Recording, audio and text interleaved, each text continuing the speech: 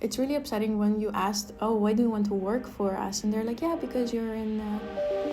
and then they say something random that is not related to the company. And then you're like, I wonder if you even looked at the website, like at the landing page, All right. Welcome, Ariana, to this new podcast that me and my coworkers decided to begin. Let's begin with a bit of introduction to who you are, and if you could just give me a summary of who you are and yeah, what you do, like as if you were writing an autobiography. Yeah, something like that. Okay, let's see if it will be like a big book or small book. But as a brief overview, so my name is Ariana. I come from Lithuania. I am in Amsterdam because I went to study psychology at the VU, at the Vrije Universiteit Amsterdam, and graduated. And ever since I started working as a recruiter, my first job was in a company that was trading electronic components. And currently I'm a recruiter for an architectural studio. I think it's pretty well known in the architectural world, but for people like me and you, yeah, it's just a company. So yeah, that's super brief, and I think we'll figure out more during the conversation.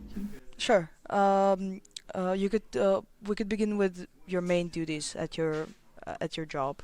What do you do exactly? Yeah, so I think what's common for all recruiters is filling the vacancies. So the goal at the end of the day is to make sure that there's enough resources to do the job. So whatever it takes, looking for people, looking for candidates, looking through resumes, posting jobs, reevaluating job descriptions, researching that, proactively reaching out to talent. Some recruiters are also working with employer branding, for example. I'm not yet, but getting there.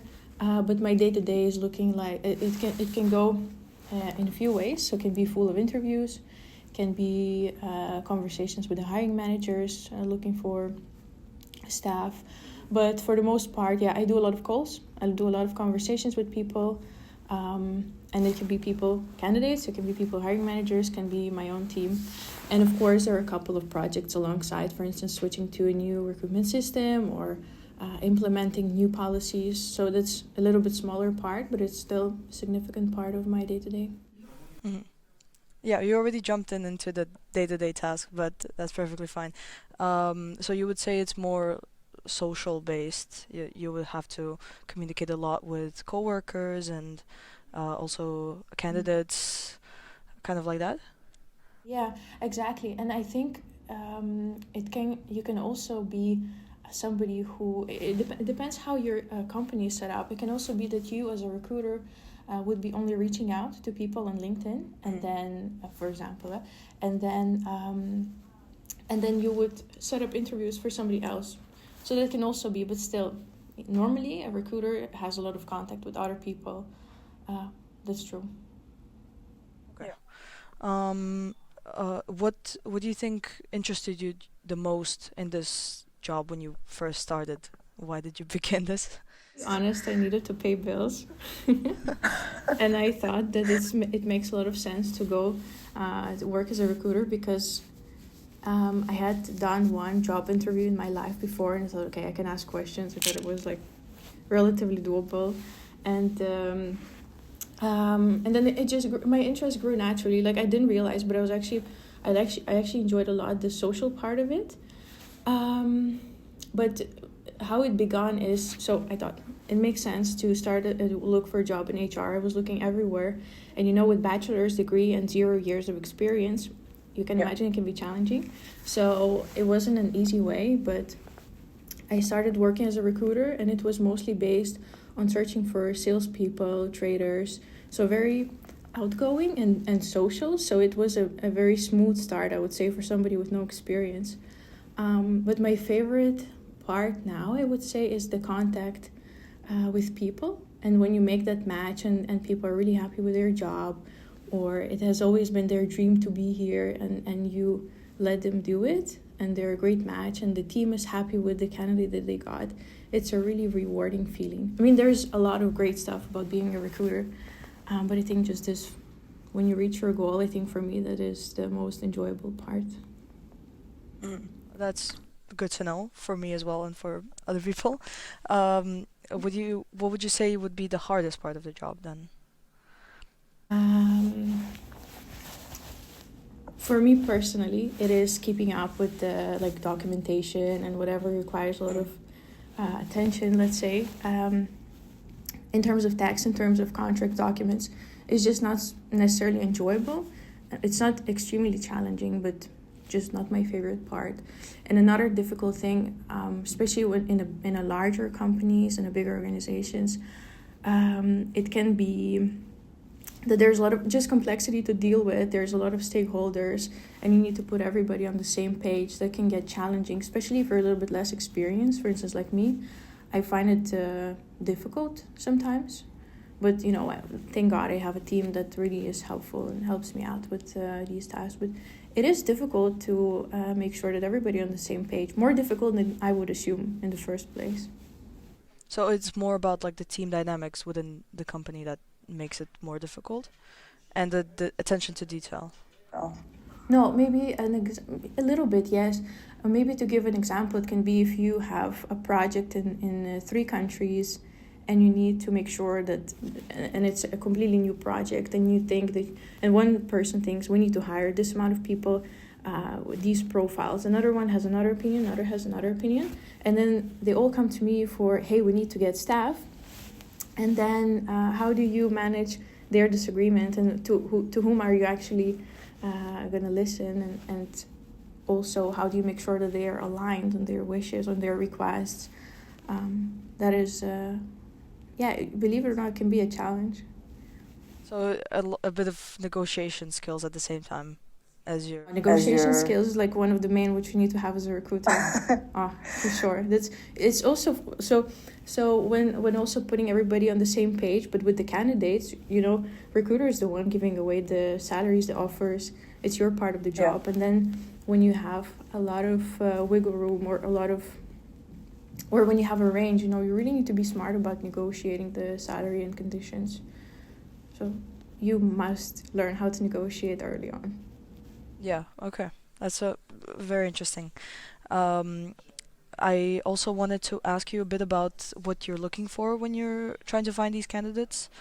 I understand from your side the aspects of the job, but maybe you could also tell us, so for future employees in architecture, or let's say recruitment, whatever, you have worked with sales, what are the skills, or what do they need to have to be confident in applying?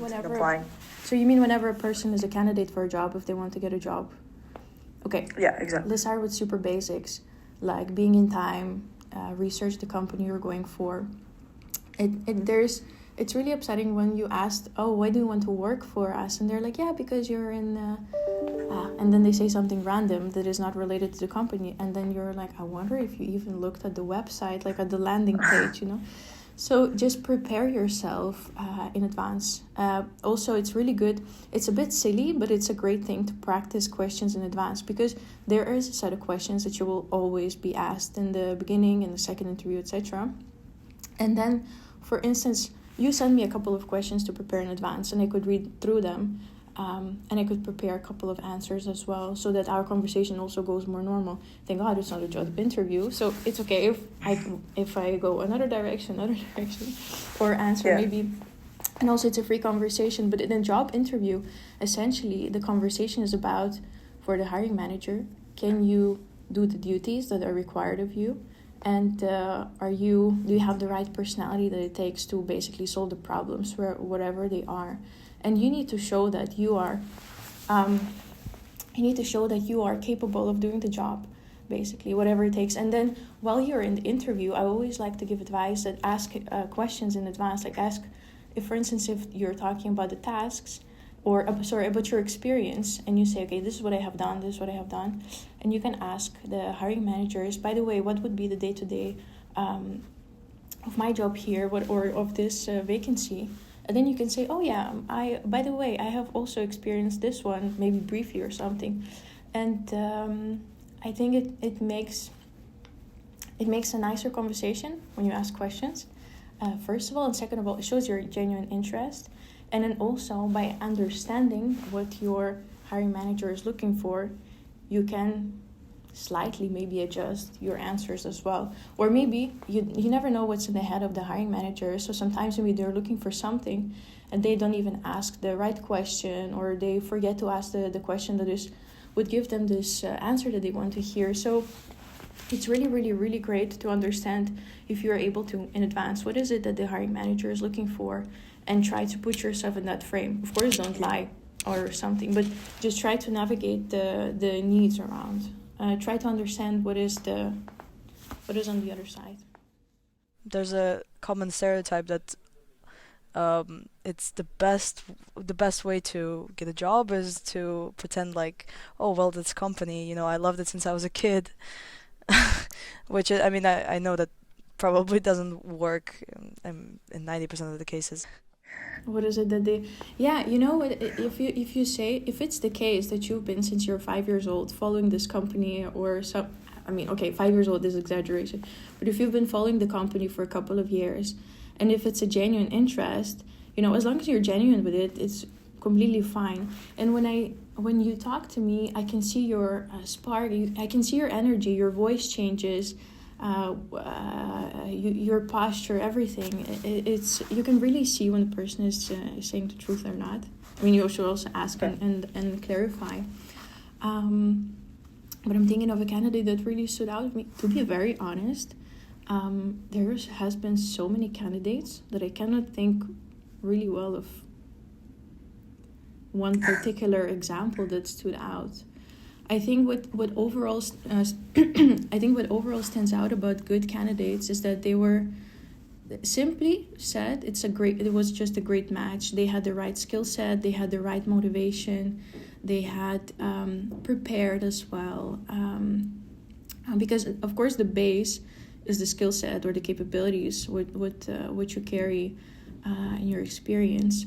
And I can imagine it's a bit different for a junior. For instance, if we're looking for somebody 0 to 2-3 years of experience, it's really important what's your attitude. That's the most important. So how excited are you? Why do you want to work here? Things like that. And I'm thinking of an example, if I can say something. If I can give you an example of what the company was looking for, what the job entailed, and what was the motivation of a candidate. But maybe my brain will process it in a bit and come up with an example. But what is really important is that what the candidate wants to do, it's really important that it aligns really with the tasks of the person. I remember there was one candidate that was applying for, I believe it was in the finance department. And so person applied for the financial role, and then during the conversation, for instance, we navigated, or we found out, she said, oh, actually, I would love to be a recruiter at the end. So then you can imagine it's such a mismatch with what, and yeah. She was really, like, the personality looked like really communicative, interested in that. Like, you could see, and again, you could see that the voice change and posture and excitement. So maybe it's an example what stands out in a bad way, that when there's such a mismatch. Okay. Yeah. She should have been looking for a recruitment job in your opinion. Or just learned about herself better. Yeah. Okay. Then for your job particularly, what kind of an education should one pursue to work in corporate recruiting? So psychology is a great base, or business administration. Those two, I think, are quite common. But I think for a recruiter, education is not the most crucial. I think you can also study chemistry and be a recruiter, for instance, in a chemical company. That's even more handy, because you will understand the terms way better. Yeah. For example, but I think it's more about the attitude, the personality, and what motivates you, because there are so many components for a recruiter. I think education here does not play the most important role. do you think it's more than personality based, like we said, social skills, I mean extroversion, negotiation skills? Yeah. I think it starts with your personality, and then as you go, you develop various skills like communication as a starting point, and then you learn on the go. It's kind of practical job, so you learn how to talk to people, you learn the questions, and it's not something that they teach you in university. Maybe for a small course, I remember we had interview skills. Maybe that was a small portion that was applicable, let's say, to these days. But it's really something that you can learn, and I think it's one of the great roles to start in, because you get to see the company like from the inside out. You'll understand way more about the company when you start as a recruiter. It's just a great starting point, especially for junior talent. If you have the right personality and capabilities, and you're able to do basics of recruitment, I think it can teach you a lot. Okay. When you were looking for a recruitment position or just a job in general, could you name a couple of interview questions that you came upon that could be useful for preparation for later on? Whatever Google shows you in the question list. But for sure you will have a question, tell me about yourself. And then main advice for this one, if I may, is that don't keep it too long, but not too short. And what is important, I think, when answering all the questions is stay relevant. So understand what it is really that they want to hear from you. Okay. So tell me about yourself. Just give me a brief overview of your background and why are we having this conversation. So my name is Ariana. I studied psychology. I came across this vacancy and I was super interested in, the fact that I will be doing this, or this is the responsibility, or it's so international, and I'm curious to know more about the role in this conversation. And you can add a few other points about yourself when telling about yourself, but it's not the question that need to be over expanded or kept to like one sentence. So this one is great to practice.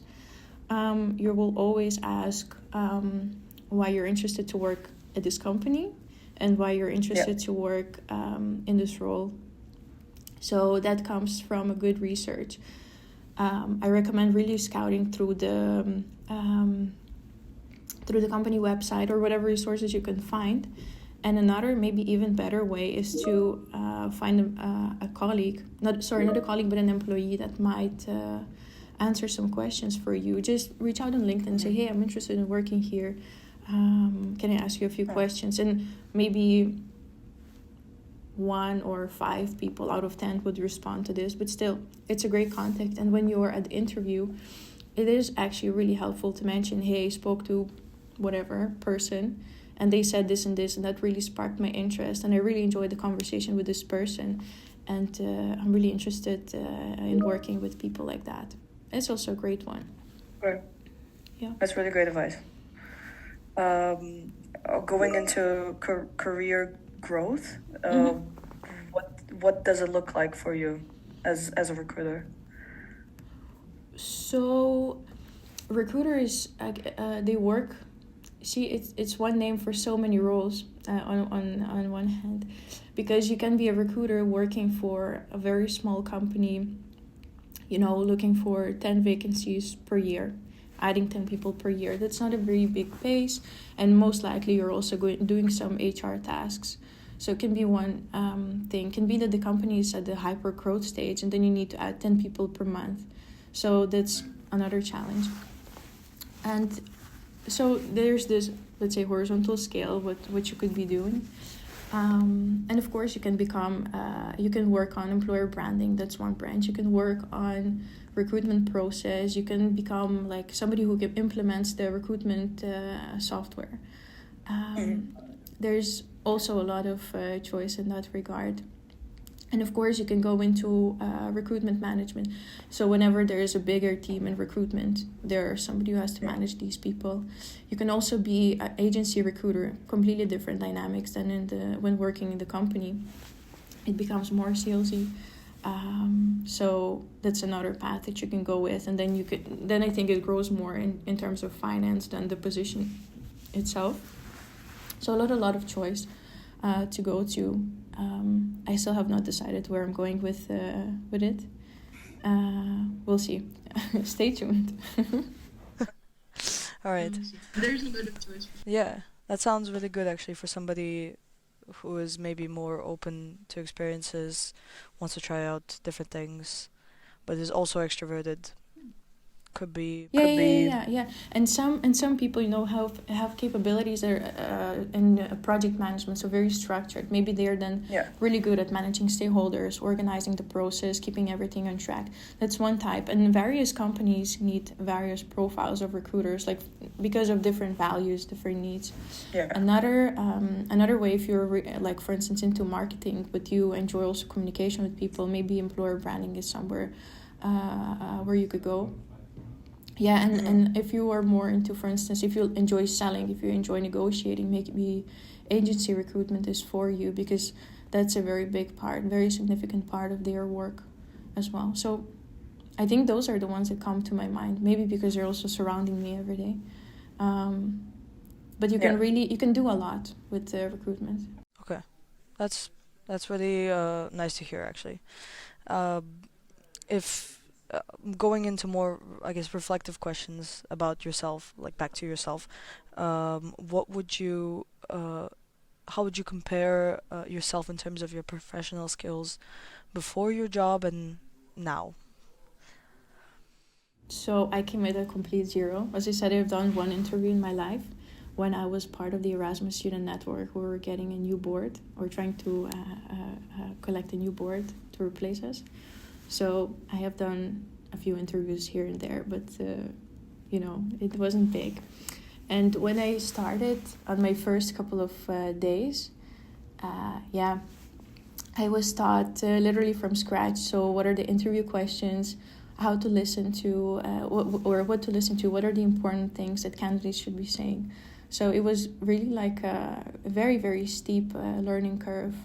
And I learned, I cannot even list all the things that I learned, but I think it starts with communication. The more you practice something, I guess you get better when you get feedback on it. Yeah. So, I feel like I'm, first of all, more comfortable communicating, but also way more, if I can say, knowledgeable in communication. So what to say, what not to say, some common sense, but also how to ask the question so that I get the answer that I need, and not that the candidate can go around the question and not answer. Of course, you learn a lot about organizational structure, about managing stakeholders, managing your managers, your hiring managers. There is just so much. And I think even, basic things as sending emails, you also get better at this. So it's from the very basic things like that come with a corporate job to professional skills that come with recruitment. I learned really a lot, and it's really difficult to list very specific ones. Probably life skills as well. I mean, communication. Survival skills. Skills for sure, yeah. That's really amazing. I wanted to end more with your future goals. You said that you're not sure about position-wise. That's fine, but whatever you can give me, whatever your goals are for the future, maybe you could give. I understand that it's probably not possible for you to talk about the projects that you do at work, but some kind of an understanding of the future for you in a couple of years. Well, it's really difficult to say. I don't know myself, wherever life takes me. There's a really nice song by Mac Miller. He says, "Wherever life takes me, you find me with a smile." I think that's a good start. No, but I started working at an architectural studio almost 4 months ago. So most likely in a couple of years, you find me here as well, learning maybe in a little bit different position. But I see ahead of me in upcoming 2 years still so much to learn, because I'm working now with such setup that there is, so first of all, big company, global, with offices all over the world as well, that I'm working with, that fall under my responsibility. working with the CLA as well. So a lot to learn, and just organizational processes. I'm going to implement a few big projects, like a new recruitment system, just overall new recruitment process. That is like the major plan for, and also maybe very specific. And then, I hope to start my own company maybe one day. I think I'm a bit of more free spirit. Because I was looking at my, there always comes a little bit crisis moment in your life when you're like, what is it that I want to do? And I noticed, for example, when I was in the interviews with candidates, I would start giving them advice or coaching them, or during the interview, overall try to find the best and about the candidate. So, and naturally, I found that this came naturally to me, and also I really enjoyed it, and then it worked out really well, and it also fills me up. So I thought maybe, I don't want to say to maybe start a coaching situation. Don't know how to properly call it, but I find strength, or I find a lot of joy in helping people to prepare for an interview with hiring manager, or comfort them, or really find the essence of them. What is your biggest added value? What are your biggest strengths and capabilities? And then let's see where we can offer this. I really enjoy that part. I could do this probably for free, not that I want to. But this is just a thought that's circling around my mind sometimes, that maybe there's something to go forward. But I do think that maybe in some years you find me with my own company. Let's see. Let's see. I wish you luck with everything, and you seem like a person who really wants to grow and learn a lot, which is really good to hear. I think a lot of people can relate to that. I can relate to that actually a lot. So it's really good to hear that there's a lot of opportunities, and that I'm not the only one who's also has a million options to choose from and a million interests. So yeah. Of course, that's always the case. And maybe I was thinking now, maybe there was not enough like inspiring points over the conversation, but I was just thinking what to give as a general advice to, in between university and finding your first job is, just try it out and see how it goes. You will only learn about yourself by trying and doing things. And also it's great to have some self-awareness, see, okay, what I really enjoy doing, but also what I'm good at, what do people compliment me on, and maybe that will help you with a little bit of guidance. And again, a recruiter is a great job to start. Just researching or understanding the world, the working world. And finding your strengths and weaknesses at the same time.